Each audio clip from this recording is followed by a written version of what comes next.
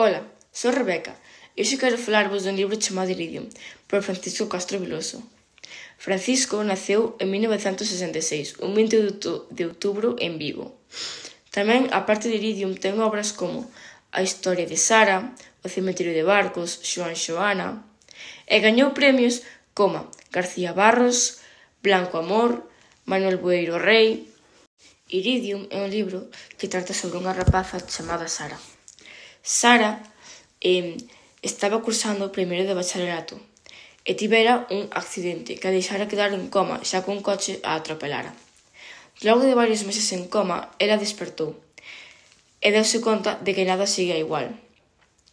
O seu mozo puxéralle os cornos cunha tal Marta con H.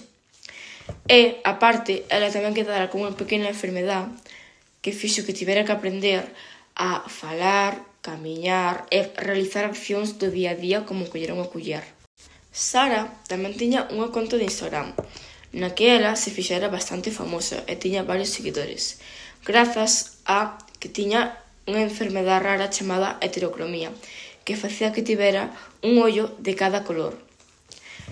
E a xente decía que ela era moi guapa, xa que era alta, con bo corpo, e aparte era loira cos ollos de cada color.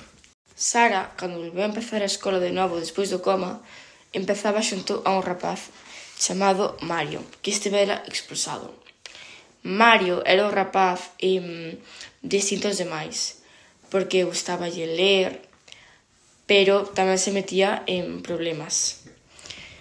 Sara falaba bastante cas súas profesoras, contándolle a súa vida e os seus problemas.